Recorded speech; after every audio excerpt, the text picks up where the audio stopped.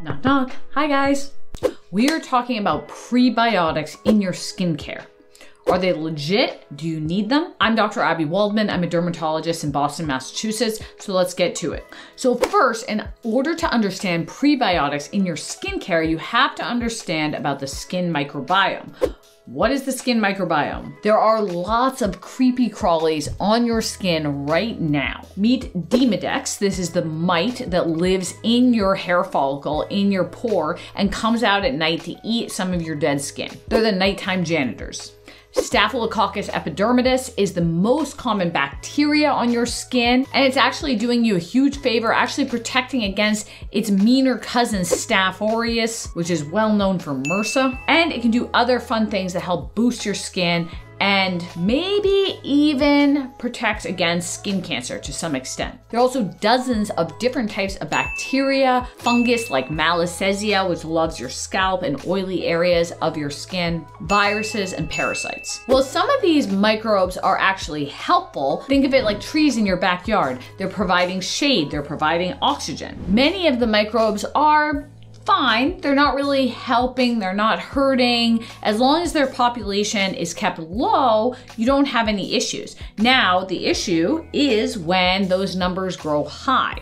So think of it like if you have one deer in your yard, it's kind of cute, but it's not really helping you. It's not really hurting you. If you have the whole herd of deer coming into your yard every single day, you are going to have no plants left. And that's the same for skin. So for instance, too many Demodex can trigger rosacea. Too much C. acnes bacteria can trigger acne. Too many Staphylococcus aureus can trigger eczema. Too many Streptococcus can trigger psoriasis. And an abundance of the fungus Malassezia is associated with dandruff and seborrheic dermatitis.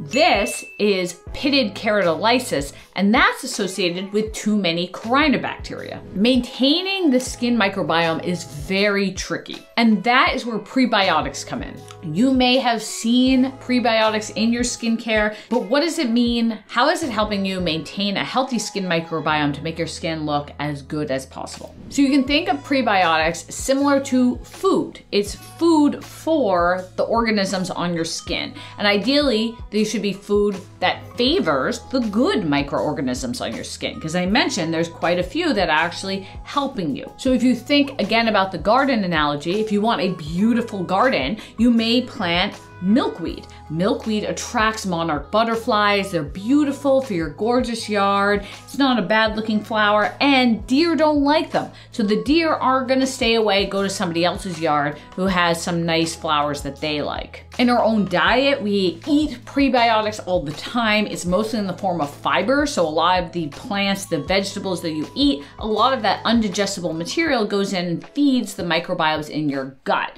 Similarly, skin prebiotics are going to be foods for your bacteria, for the skin flora, that help those skin microbes do what they should be doing and keeping the bad ones away. So prebiotics is nothing new in skincare. We're gonna first talk about natural prebiotics that you can just do at home. They come out of your refrigerator. And then talk about some skincare. Again, some of them are oldies. You didn't even probably know you were using a prebiotic. And I'll let you know some of my favorites that I use every day. So you may have seen this video where the woman's using a banana peel to give a Botox-like effect. Or you may have seen this video where you're using flaxseed, applying it all over, and that is a Botox effect where you're getting this like amazing glowing skin. Now, are these legit? They are definitely not gonna give you Botox-like effects, but they are prebiotics. These are foods, banana and ground flaxseed, that are undigestible starches. They feed the microbes on your face. Other ones that you may see in skincare all the time include ground oats, also known as colloidal oatmeal, barley, wheat bran. All of these have a similar effect. They're basically undigestible starches that feed the microbes on your face. Anyone with eczema or really dry skin knows that colloidal oats, ground oats that you put in a blender and make it into this ground powder, you put it in a bath, that is a godsend for people with really dry skin or eczema, because there's data to show that it actually restores the skin barrier by helping those microbes on your skin do their job. Moving on to skincare you buy in a store. So this is something you probably didn't know, but most of the French skincare on the market, at least in the US, includes thermal spring water. So La Roche-Posay, Avène, all of these include thermal spring water in a lot of their skincare. And thermal spring water is a prebiotic, includes minerals and other substances that support the microbes on your face to do their job. So while the spring water, you can just apply, it really is just the spring water, it's actually included in a lot of La Roche-Posay products. This is one that I use all the time, just Lipicar Balm AP+. But here, if you look at the bottom, it'll say La Roche-Posay Prebiotic Thermal Spring Water. The other French company that includes thermal water as well is Avène. They have a similar spray, and this one's like a little travel size, as well as Cicaphate Plus. Again, this is a key to restoring your skin barrier because it not only includes a prebiotic, but also zinc. When you're getting burning, red, itchy, bad skin, put this on at night, it's gonna save your skin.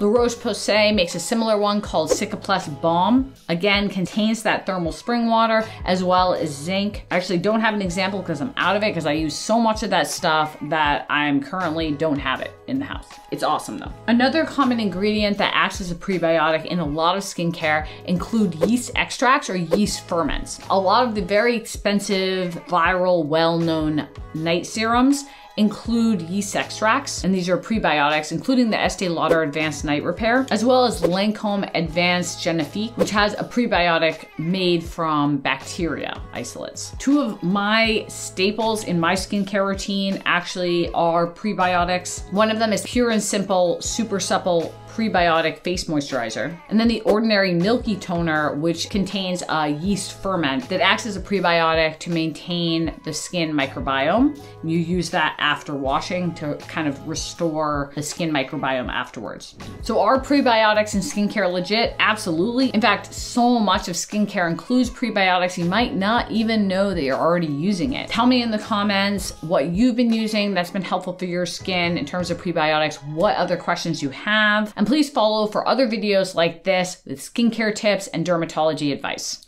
I'm Dr. Abby Waldman. Be well.